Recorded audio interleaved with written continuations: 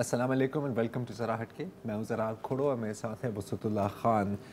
आज हम बात करेंगे नूर मुक़द्दम के कत्ल केस के बारे में। नूर जिसकी उम्र सिर्फ 27 साल की थी, 20 जुलाई को उसकी लाश बरामद हुई एक इस्लामाबाद के सेक्टर F74 के एक घर से, ज़ाहिर जाफ़र नाम के एक शख्स के कमरे से। इसकी क्या डिटेल्स थी वो उस पर हम अभी आते हैं। उसी रोज़ एक FIR दर्ज होती है सेक्शन 302 के तहत, जिसको प्री मेडिटेटेड मर्डर का सेक्शन है। और ये इस FIR के कंप्लेनेंट हैं शौकत मुक़द्दम, नूर मुक़द्दम के वालिद साहब, जो एक साबिक पाकिस्तानी सिफारतकार भी रहे हैं। पहले सुन लेते हैं शौकत साहब का बयान, तब मीडिया से उनकी बात हुई थी। ऐसा केस नहीं है जिसमें मुल्जिम नहीं मिल रहा है, मुल्जिम फरार हो गया। ये मुल्जिम सामने खड़ा है और वो पकड़ा गया in front of the dead body और अपने वेपन्स के साथ, ठीक है। तो यहाँ कोई ये शुबे वाली बात नहीं है। और यहाँ जो टीम आई थी, जो मेडिकल टीम, उन्होंने उसको पकड़ा और एक मेडिकल टीम को उसने गोली मारने की कोशिश की, लेकिन अनफॉर्चुनेटली उसकी गोली जो है फंस गई, गोली नहीं चली। और दूसरा जो साथ मेडिकल टीम का आदमी आया था उसको छुरा मारा। तो this is murder and attempted murder, दो केसेस इस आदमी पर। ऊपर से जो केस अभी पता चल रही बात और भी इसमें, तो ये एक क्रिमिनल माइंड का आदमी है। ये कोई वो नहीं है मजनून या वो पागल नहीं है, क्योंकि SSP साहब ने एक प्रेस कॉन्फ्रेंस में कहा ये कोई पागल नहीं है, ही वॉज इन सेंसेस। तीसरी बात, ये एक कंफर्म बात है कि इसकी माँ की क्लिनिक में ये एक थेरेपिस्ट है, रजिस्टर्ड थेरेपिस्ट। अगर ये पागल आदमी है तो रजिस्टर्ड थेरेपिस्ट नहीं हो सकता है, ठीक है। और ये इसके कंपनी में वो डायरेक्टर है, he is a director of the brand director. तो ब्रांड डायरेक्टर पागल हो सकता है? नहीं हो सकता, ठीक है। अगर है और उसको लगाया तो माँ बाप भी एकम्प्लिस है, माँ बाप भी इसके साथ जुर्म में शामिल है, ठीक है। तो मैं खैर लीगल टीम बात करेगी तो हम इसकी होप करते हैं, और हम नहीं सारी दुनिया होप करती। और यकीन जा रहे हैं मेरी बेटी जो है, मैं बाप हूँ लेकिन बात ये इनोसेंट बच्ची थी, इनोसेंट, ये इंसान क्या, ये जानवर से भी मोहब्बत करती थी, ठीक है।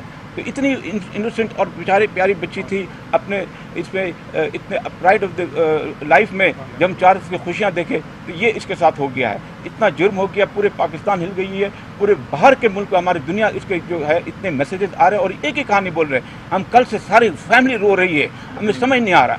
तो ये मेरी नहीं, आप सबकी माँ बहनें हैं, बेटियाँ हैं, माँ बहनें हैं, बेटियां हैं। और सबसे पहले सारी चीज़ें होने से पहले नूर मुक़द्दम एक इंसान थी। जहाँ तक मुल्ज़िम, मरकज़ी मुल्ज़िम ज़ाहिर जाफ़र की बात है, अभी आपने शौकत साहब का तो बयान सुना कि ये जो इनकी मेंटल हेल्थ के बारे में काफ़ी बातें की जा रही हैं। एक और जो बात की जा रही है वो ये है कि वो मुनशियात का आदी भी था, या कम से कम मुनशियात इस्तेमाल करता था। मेथ की बात हो रही है, कोकेन की बात हो रही है, आइस की बात हो रही है। लेकिन जहाँ तक इसकी बात है तो पहले सुन लें कि पुलिस का क्या बयान था, कि वो किस हालत में था जब उसको गिरफ्तार किया गया और पुलिस के सामने पेश किया गया। सुन लीजिए।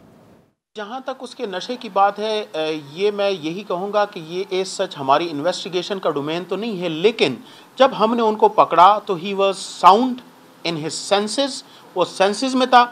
तो इसलिए जो नशे वाला एलिमेंट है तो उसको मैं शायद उसकी पास हिस्ट्री होगी, लेकिन एटलीस्ट इस टाइम पे वो बिल्कुल सेंसेस में था। और बज़ाहिर ये एक बहुत क्लियर कट केस है, लेकिन पिछले दिनों में, और जाहिर है ऐसा ही होता है, सोशल मीडिया पर बहुत बातें आई हैं सामने, बहुत डिबेट चल रही हैं, अखबारों में भी, मेन स्ट्रीम मीडिया में भी। और बदकिस्मती से कुछ जो फैक्ट्स प्रेजेंट किए गए हैं वो शायद एक्यूरेट नहीं हैं, और बदकिस्मती से कुछ चीज़ें बिल्कुल एक सनसनीखेज़ अंदाज में भी पेश करने की कोशिश की गई हैं। तो आज हमारी कोशिश ये होगी कि जो टाइमलाइन है इस केस की, और जो अब तक इस केस में पेशरफ्त हुई है, जो कार्रवाइयाँ हुई हैं, वो आपके सामने पेश करें, ताकि आप और हम भी क्लियरली समझ सके कि यहाँ पर हुआ क्या था। तो आज का मैं आपको ज़रा बता देता हूँ कि आज एक डिस्ट्रिक्ट एंड इस्लामाबाद की डिस्ट्रिक्ट एंड सेशंस कोर्ट में ज़ाहिर जाफ़र पेश हुए और वहाँ पर एक और मज़ीद 2 दिन की फ़िज़िकल रिमांड की इजाज़त दी गई पुलिस को। इससे पहले पिछली समात में 3 दिन की रिमांड दी गई थी और उसमें उनके जो वकील हैं नवाज़ मिर्ज़ा साहब, उनका कहना था कि जी पहले से ही आपके हाथ में 5 दिन से तो है, तो इस रिमांड की मज़ीद 2 दिन की रिमांड की क्या ज़रूरत है, लेकिन कोर्ट ने उनका नहीं सुना और उनकी रिमांड बढ़ा दी है। अब ज़रा सुनिए कि जब ज़ाहिर जाफ़र को कोर्ट से वापस पुलिस के पास ले जाया गया था, ले जा रहे थे, तो उनका क्या कहना था।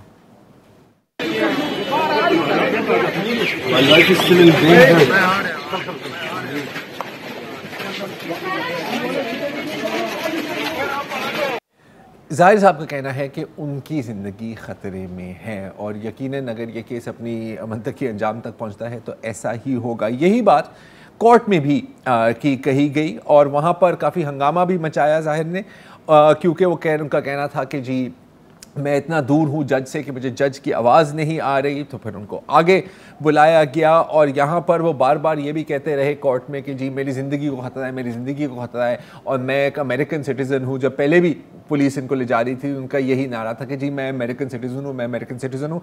बिल्कुल वो अमेरिकन सिटीज़न है और अब तक एम्बेसी का उसके साथ कोई कॉन्टैक्ट हुआ या नहीं हुआ इस पर भी हम अभी रोशनी डालेंगे।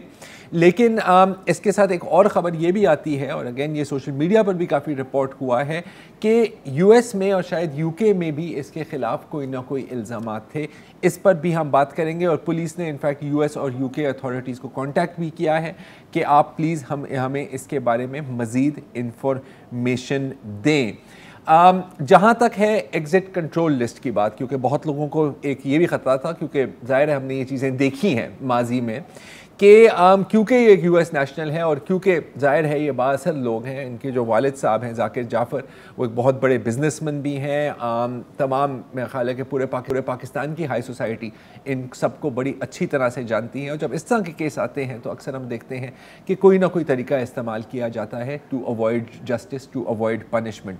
लेकिन वज़ीर दाखिला शेख रशीद साहब का कहना है कि इनको एग्ज़िट कंट्रोल लिस्ट पर डालने पर भी गौर किया जा रहा है, मतलब वो चीज़ फॉरवर्ड हो गई है। लेकिन अब एट द मोमेंट जो PNIL है, जिसको प्रोविजनल नेशनल आइडेंटिफिकेशन लिस्ट या ब्लैक लिस्ट भी कहा जाता है कुछ हलकों में, उस पर इनको डाला गया है।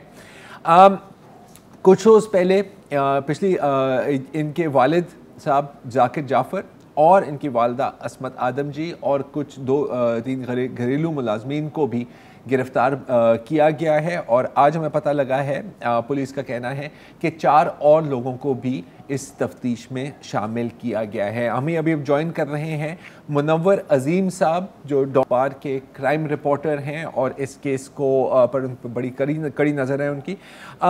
मुनव्वर साहब, thank you for joining us. आप हमें बता सकते हैं कि ये जो 4 और दफ़ात पाकिस्तान पीनल कोड के ऐड किए गए हैं ज़ाहिर जाफ़र के वालिदैन पर, इनकी क्या डिटेल्स हैं, क्या इसमें क्या लिखा हुआ है?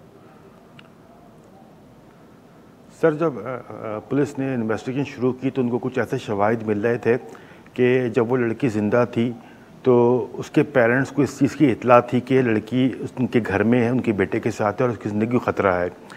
तो इस शवाहिद की बुनियाद के ऊपर और कुछ इस तरह की चीज़ें मिली गई। कुछ जो एविडेंस है, इसमें मेन एविडेंस सर लड़का विक्टिम की और एक्यूज़ की मोबाइल है वो डिसअपेयर है, मिसिंग है। तो इन शवाहिद के ऊपर पुलिस ने FIR जो 302 की पहले से रजिस्टर्ड, उसके ऊपर 4 और सेक्शन डाली हैं और उसके बाद उस 4 सेक्शन के तहत उनको गिरफ़्तार करके कोर्ट में पेश करके उनका रिमांड लिया गया है। ये 4 FIR है सर, एक बड़ी फेमस सेक्शन है उसके अंदर 109, जिसको आप सबको पता होगा अबेटमेंट की होती है कि किसी के जुर्म में अहानत करना, क्योंकि उनको पता था कि लड़की की जान खतरे में घर में है, लेकिन उन्होंने पुलिस को बताने के बजाय उन्होंने एक रिहेबिलिटेशन सेंटर जो लोगों की थेरेपी वगैरह करते हैं उनको बताया और उनसे मदद ली उन्होंने, थेरेपी वर्क्स को। उन्होंने पुलिस को नहीं बल्कि थेरेपी वर्क्स वालों को बताया और वो वहाँ पे पहुँचे। एक 109 अबेटमेंट की ये आ गई, उसके अंदर एक 201 है सेक्शन PPC की, वो होती है कि आप एविडेंस छुपा लेते हैं, इसके अंदर एविडेंस गायब कर देते हैं। जैसा आ रहा है कि शक किया जा रहा है कि जो मोबाइल मिसिंग है लड़की के और लड़के का, वो जो है इन्होंने शायद छुपा दिया हो और तीसरी है 176 पीपीसी की। सर 176 ये होती है कि हर कोई ड्यूटी बाउंड है लॉ के तहत कि अगर वो कोई जुर्म होता हुआ देखे तो वो पुलिस को बताए, जुर्म होता हुआ देखे। अगर नहीं बताता है तो पुलिस उस पर उसके खिलाफ कार्रवाई कर सकती है, वो 176 होती है। इनको पता था कि शायद जुर्म हो सकता है लेकिन उन्हें पुलिस को नहीं बताया। और एक है पीपीसी 511, ये होती है कि सर कमिट ऑफेंस होता है, कोई आप ऑफेंस करते हैं तो जो शुरू की जो तीनों जो सेक्शन है वो एक उन्होंने ऑफेंस कमिट किया है तो उसके तहत उन्होंने 511 भी ऐड की है। और इन 4 सेक्शन के तहत एक्यूज के वालिदैन को और उसके गार्ड्स को गिरफ्तार किया और वो अंडर इंट्रोगेशन है और कोशिश की जा रही कि मोबाइल्स वगैरह उनसे रिकवर किए जा सके, क्योंकि ये एक दिन ये 19 तारीख का जो है लड़की की वालिद से बात हुई है, जब तक वो मोबाइल उसके पास अच्छा था, मुनव्वर सॉरी उसके बाद से मोबाइल सॉरी कुछ मैं पता आपकी यहाँ पे बात कर रहा हूँ, माजरत। जी मैं चाह रहा था कि अगर हम एक दफ़ा शुरू से लेके अब तक की एक टाइमलाइन इस्टेब्लिश करने की कोशिश करें, बिल्कुल बिल्कुल ये यही सवालात हैं कि किसको क्या पता था, किसको किसने कॉल की और फिर उसको क्या जवाब मिला। लाश बरामद होती है 20 जुलाई को कहीं कहीं, और मैं कुछ जो मीडिया में चीज़ें आ रही हैं वो भी मैं आपसे भी पूछूंगा अगर आप उनकी तस्दीक कर सकें। हमें बताया गया जा रहा है कि 2 दिन से नूर का कोई अता पता नहीं था, मतलब कि 18 जुलाई से नूर का कोई अता पता नहीं था, क्या ये दुरुस्त है? सर अगर हम सब चीज़ों को छोड़ के हम सिर्फ एफआईआर को अगर हम नज़र डाल दें सर, एफआईआर में सर जो नूर साहब बच्ची के सर जो वालिद हैं शौकत साहब, उन्होंने लिखा है कि शाम को 19 तारीख को वो गुलरेज चले गए थे काम के सिलसिले में और लड़की की वालिदा सर इस्लामाबाद आई थी एक और काम के लिए। जब भी वापस घर पहुँचे हैं तो लड़की नहीं थी। इस एफआईआर के अगर तराजुर में देखें तो लड़की 19 तारीख की शाम तक अपने घर में थी। सही। उसके बाद जब ये वापस आए तो उनका वर्डिंग लिखिए कि लड़की घर पे मौजूद नहीं थी, जिससे वो परेशान हुए और उन्होंने उसको उस लड़की की माँ ने उसको फ़ोन किया और उसका मोबाइल स्विच ऑफ था। तो ये सर एक सर्किल है, यहाँ पे पेरेंट्स भी दोस्ती में इन्वॉल्व हैं, एक दूसरे के पेरेंट्स एक दूसरे के बच्चों को जानते हैं कि उसका बच्चा किससे कौन उसका दोस्त है। तो इन्होंने शौकत साहब ने लड़की के अपनी बच्ची के दोस्तों को कॉल की। ठीक। उसके बाद जो है लड़की अपने वाले साहब को कॉल करती है और बताती है उस बकौल उनके कि मैं लाहौर जा रही हूँ अपने दोस्तों के साथ और मैं 1-2 रोज़ में आ जाऊँगी, आप परेशान ना हो। ये 19 तो तारीख, मतलब ये 19 तारीख की बात है। 19 तारीख के अगर एफआईआर के तनाज़ुर में आप देखें तो वो बच्ची शाम तक अपने घर में थी। इसका दूसरा देखें तो मेरी पुलिस वालों से बात हुई है और खुसूसन जब एसएसपी इन्वेस्टिगेशन साहब से मेरी बात हुई तो उन्होंने कहा ये तो कंफर्म है कि लड़की 20 तारीख को घर में थी, लेकिन 19 तारीख को कहाँ थी ये नहीं पता चल रहा अभी तक। और ये भी एक इशू है जिसको एड्रेस करने के लिए पुलिस को मोबाइल चाहिए उसका। ऑल्दो जो है एक थ्योरी जो है वो अखबार डॉन की जो रिपोर्ट है जो छपी है उसमें ये बताया गया है कि जो गार्ड हैं उस घर के वो ये कहते हैं कि ये जो नूर है उस घर में 19 जुलाई से थी और इसने कई बार भागने की कोशिश जी, उस पर अभी आएंगे। और इसका मतलब ये है कि इसके बारे में मैं जानना चाहता हूँ कि अगर ये सिचुएशन है तो क्या वही हालत यरगमालत में उसे ज़बरदस्ती फ़ोन पे कहा गया कि तुम ये कहो कि तुम लाहौर जा रही हो? मैं ख्याल है कि मुनव्वर पुलिस इस एंगल को तो देख रहे होंगे। सर ये जो पहले वाले जो था ना वो जो मैंने एसएसपी इन्वेस्टिगेशन का बताया था ये कोई 2-3 रोज़ पुरानी बात हुई थी उनसे। अच्छा। कल जो इस केस के आईओ इन्वेस्टिगेशन ऑफिसर मेरी उनसे बात हुई थी, उन्होंने ये कहा है कि बिल्कुल लड़की 19 तारीख से थी वहाँ पे। आईओ का और एसएसपी का सर एक तो उनसे बात करने में कुछ 2-3 दिन का गैप बीच में है, हो सकता है कि पहले कुछ और चीज़ आई हो सामने, बाद में और चीज़ डिटेल से आ गई हो। तो जो इस केस के आईओ साहब हैं उन्होंने कहा कि 19 तारीख से लड़की साथ थी। सर जो आप कह रहे हैं ना कि जनाब के लड़की को बाई फोर्स कहा गया हो कि तुम अपने वालिदैन को ये कहो, तो सर मुझे सर इसमें अभी कोई चीज़ सामने नहीं आई, क्योंकि अभी हम कोई बंदा फोर्स किया जाता है कि आप ये बात करो तो उसके लहजे से वो चीज़ आया हो जाती है कहीं ना कहीं हल्की फुल्की। शायद ये तो मेरा ख्याल है कि हम ये जाहिर है कि ये बात तो हम अभी अज्यूम ही कर रहे हैं, हाँ या ना में जवाब नहीं दे सकते। ये मतलब लॉजिकली हम मजबूर कर सकते हैं लहजे में क्या था, क्योंकि ज़ाहिर हमने वो कॉन्वर्सेशन नहीं सुनी, वो एक अलग बात है। जो हम सिर्फ जो फैक्ट्स हैं उस पर ही हम फोकस करते हैं, और फैक्ट ये है जैसे आप कह रहे हैं अकॉर्डिंग टू दी FIR कि 19 की रात को कत्ल होने से एक दिन पहले वो वहाँ ही थी। वहाँ से एक कॉल जाती है उनके वालिद साहब शौकत साहब को, जिसमें वो कहती हैं कि जी मैं 1-2 दिन लाहौर जा रही हूँ। अब वो अंडर ड्यूरेस था, जो भी था। उसके बाद क्या होता है, कौन किसको कॉल करते हैं, एक वक्फा लेते हैं और उसके बाद इस बात करें।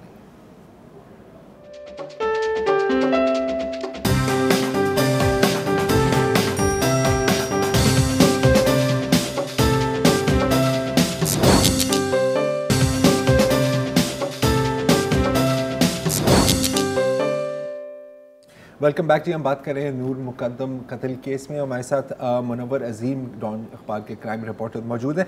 मुनव्वर, अभी हम बात कर रहे थे कि 19 जुलाई को नूर का एक मैसेज आती है या कॉल जाती है अपने वालिद साहब को, और वो कहती हैं कि जी मैं लाहौर जा रही हूँ, और ज़ाहिर वालिद साहब समझने लगते हैं कि ठीक है वो महफूज हैं। अगले रोज़ क्या होता है, क्योंकि मुख्तलिफ रिपोर्ट्स आ रही हैं कि कौन पहले घर पहुंचा है ज़ाहिर के, किसको क्या इतलात मिली है, तो आपकी इन्वेस्टिगेशन में अभी तक क्या पता लगा है आपको? सर अभी इंफॉर्मेशन आई थी और मैंने पुलिस फोर्सेस से कंफर्म किया है, तो वो ये कहते हैं कि जनाब के नूर ने एक अटैम्प्ट की है वहाँ से भागने की। जी ये तो क्लियर है। और वो टाइम तो नहीं बताते, लेकिन वो कहते हैं कि उसने पहली मंजिल जहाँ पे उसको डिटेन रखा था वहाँ से जंप की है और एक गेट की तरफ भागी है, और जब उसको लॉक किया तो उसने अपने आप को सिक्योरिटी गार्ड्स के रूम में बंद कर लिया। वहाँ पे वो एक्यूज्ड आता है और वो तोड़ के वो नूर को वहाँ से लेके दोबारा खींचते घर के अंदर ले आता है। और ये चीज़ जो है उनको जो नेबरहुड पे CCTV कैमरास लगे हुए हैं उसमें इस चीज़ की फुटेज उसको मिली है। दूसरा सर, मेरी जो नूर के फ्रेंड से बात हुई और बाकी फैमिली फ्रेंड से मेरी बात हुई है, वो ये कहते हैं कि जो इसके दोस्त हैं नूर के, उनको नूर की तरफ से कोई मैसेज मिला है SOS का कि मुझे रेस्क्यू किया जाए, कि मैं यहाँ पे डिटेन हूँ। उस पर नूर के 5 दोस्त एक्यूज के घर पे आते हैं, और क्योंकि ये लोग चाइल्डहुड फ्रेंड थे ये लोग और एक ही सर्कल में मूव करते थे, तो उनके जॉइंट फ्रेंड्स भी हैं इसके अंदर। सबसे पहले जो मैंने जितनी भी लोगों से पूछा है, मतलब पुलिस भी इसको कंफर्म कर रही कि पहले पहुंचने वाले जो थे वो नूर के फ्रेंड्स थे। ठीक। उसमें जो है उन्होंने जब एक्यूज से बात करने की कोशिश की तो वो कहते हैं अपनी बालकनी पे, ये बात पुलिस ने ये बताई, ये नूर के फ्रेंड ने बताई कि बालकनी में आता है, वो अपना वेपन लहराता है, वो एब्यूसिव लैंग्वेज इस्तेमाल करता है, और कहता है मुझे प्लास चाहिए। प्लास पर नहीं किस लिए चाहिए, उसको प्लास मांगता है, और कहते हैं बहुत ही गंदी अपने चाइल्डहुड फ्रेंड्स के साथ जो मेरे बाहर खड़े थे उनसे बड़ी ख़राब किस्म की लैंग्वेज इस्तेमाल की। उनमें से एक जाता है पुलिस स्टेशन, पुलिस को इत्तला देता है, और बाकी जो है एक नूर के वालिद को बताता है कि जी आपकी बेटी F7 में इसके घर पे मौजूद है। शौकत साहब ये करते हैं कि जनाब वो नूर के अपना एक्यूज के वालिद को कॉल करते हैं कि जी मेरी बेटी आपके घर पे मौजूद है और ये इस तरह आपका बेटा वायलेंट हुआ है बहुत ज़्यादा। जब उनके एक्यूज के वालिद साहब को पता चलता है तो वो अपनी वाइफ, वो लोग उस वक्त कराची में थे सर, वो लोग इस्लामाबाद में नहीं थे, वो लोग उसका एक्यूज के वालिद अपनी वाइफ को कहते हैं, वाइफ वर्क्स वालों को फ़ोन करते, थेरेपी वर्क्स वालों को, थेरेपी वर्क्स को जब इस्लाह मिलती है तो वो मौके पे पहुंचते हैं। वो मौके पे पहुंचते हैं, वो करते हैं, वो ब्रेक इन करते हैं, अंदर जाते हैं, फर्स्ट फ्लोर पे सीढ़ी लगा के चढ़ते हैं वो, और जब अंदर घुसते हैं तो पुलिस के और जो थेरेपी वर्क वालों से भी जो मेरी बात हुई है, वो ये कहते हैं कि जनाब के वो बच्ची की बीहेडेड डेड बॉडी पड़ी हुई थी और वो लड़का एक्यूज जो था वो खड़ा हुआ था, बहुत वायलेंट हुआ था, उन्हें अटैक किया उसके ऊपर, और तो थेरेपी वर्क के एक स्टाफ मेंबर को उसने ठीक ठाक किस्म का छुरा मारा, उसको मारा पीटा है, और वो हॉस्पिटल में है, और लेकिन अभी कहते हैं कि उसकी स्टेबल कंडीशन है उसकी। जो मेरी बात हुई है थेरेपी वर्क के जो CEO साहब हैं, कल मेरी उनसे बात हुई थी, वो कहते हैं भाई हमने उनके वालिदैन के कहने पे इंटरफेयर किया इस मामले में, हम गए हैं और उन्होंने हमसे ये कहा था फ़ोन पे कि ना आपके लड़का ये वायलेंट हो रहा है, आप इसको टीका लगाएं, टीका लगा के इसको हॉस्पिटल शिफ्ट करें। लेकिन हम जब वहाँ पे गए तो हमने बॉडी देखी और ये इस तरह वायलेंट हुआ था। अच्छा, यहाँ टाइमलाइन ये है कि सर जी एक सेकेंड मैं ये यहाँ ऐड कर दूँ कि ये जो CEO हैं थेरेपी वर्क्स की, जिनके वो अंडर ट्रीटमेंट था या कोई लेवल 1, 2, 3 के कोर्सेज कर रहा था, तो उसके बारे में और पहुंचने के बारे में क्या वो कहते हैं, उससे अंदाज़ा होता है कि कत्ल हो चुका था और कत्ल के 3 घंटे बाद वो पहुंच पाए। इस दौरान क्या खिचड़ी पकी। एक ब्रेक के बाद हम उन्हीं की आवाज़ में गुफ्तगू सुनवाएंगे आपसे। ब्रेक ले लीजिए।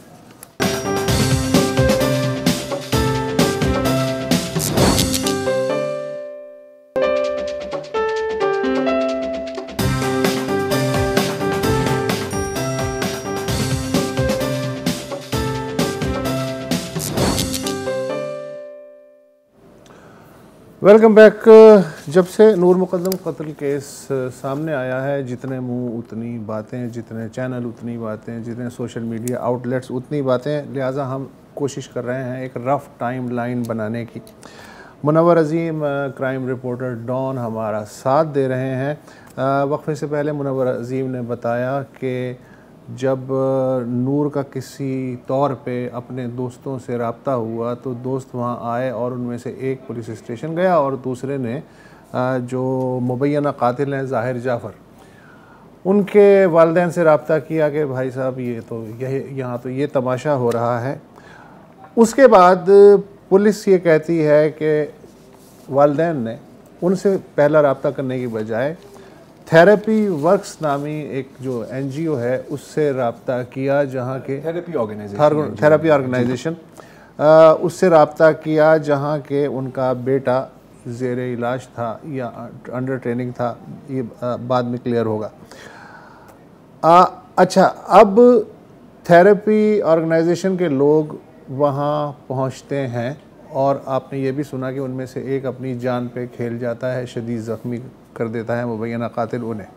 लेकिन सवाल ये है कि जब मुबैना कातिल के वालिदैन को पता चला कि कुछ गड़बड़ है, उसके बाद उन्होंने कितनी जल्दी या कितनी देर में थेरेपी ऑर्गेनाइजेशन से रब्ता किया और जान बचाने का क्या कोई मौका था या वो मौका भी हाथ से चला गया। इस सिलसिले में ताहिर ज़हूर अहमद जो हैं CEO थेरेपी वर्क्स के, उनसे बात हुई, उनकी ऑडियो सुनिए। हो सकता है टाइम लाइन बनाने में उस ऑडियो को सुनने के बाद मदद मिल सके। लड़की ने छलांग मारी है एस्केप करने के लिए, कोई 4:30 4:30 बजे, और वो एस्केप करके ऊपर की छत से जमीन पे गिरी है। इनके नामुराद नौकर तमाम पे मौजूद थे।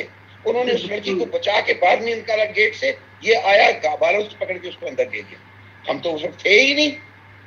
हम तो जब पहुंचे हैं और हमने जब तक सीढ़ी लगाई है और दरवाजा तोड़ा है और अंदर गए हैं, लड़की तब तक मर्डर हो के बीहेड हो के पड़ी हुई थी और हमारे ऊपर हमला इसने पिस्तौल उस छुरी से किया है।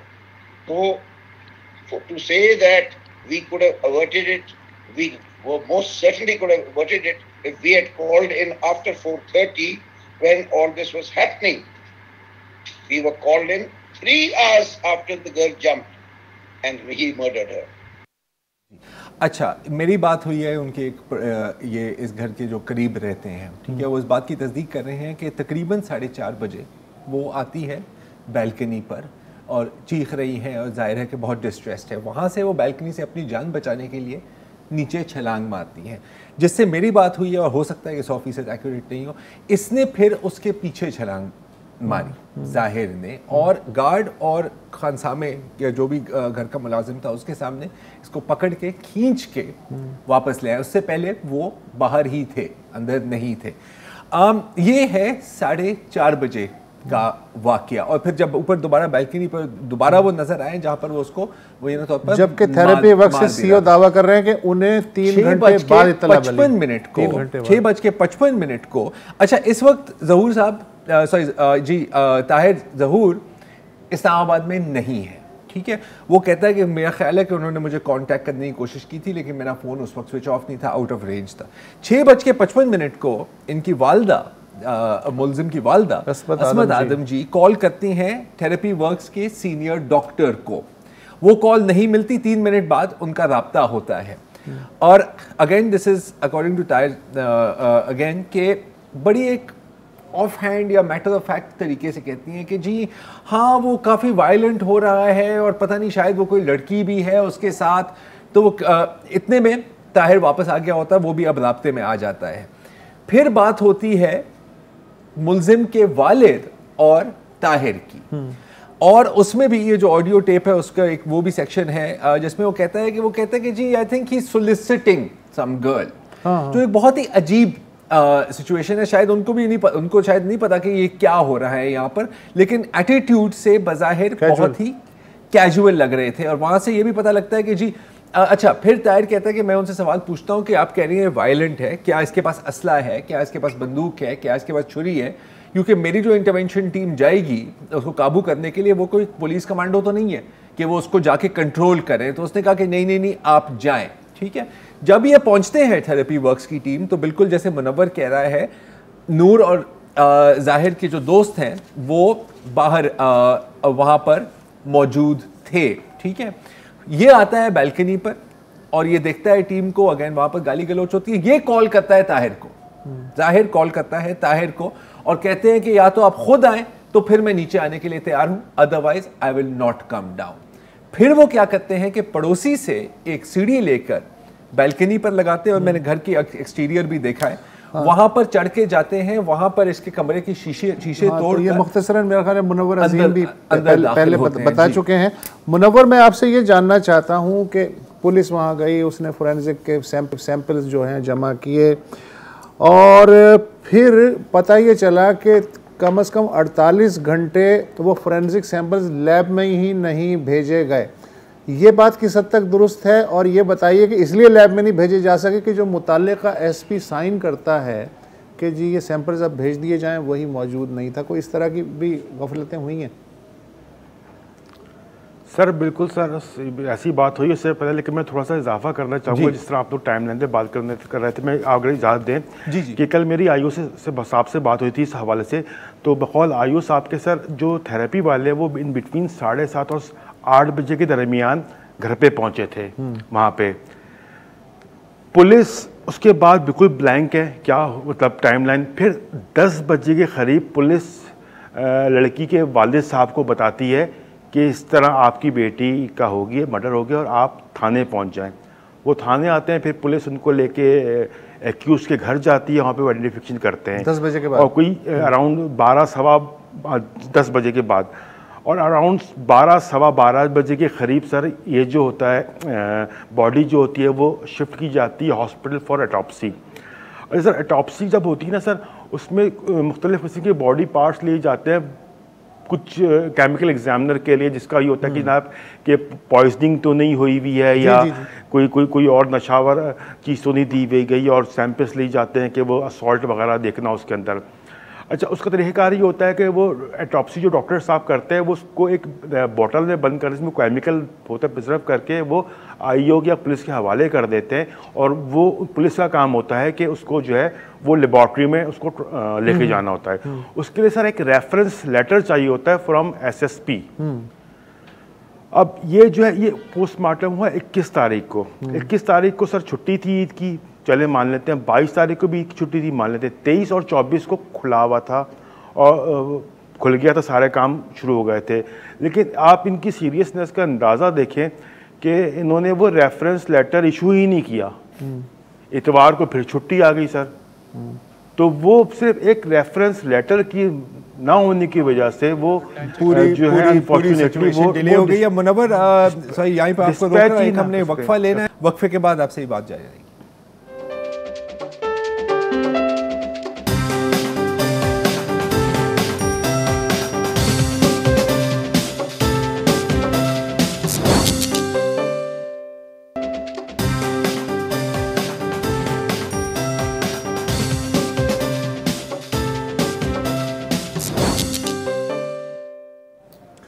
Welcome back. हम डॉन इस्लामाबाद के क्राइम रिपोर्टर मुनव्वर अजीम की मदद से नूर मुकद्दम कत्ल केस की टाइमलाइन वज़ा करने की कोशिश कर रहे हैं। मुनव्वर, ये बताइए कि वक्फे से पहले बात हो रही थी कि फोरेंसिक लैब में सबूत भेजने में गैर ज़रूरी पुलिस की जानिब से ताख़ीर हुई।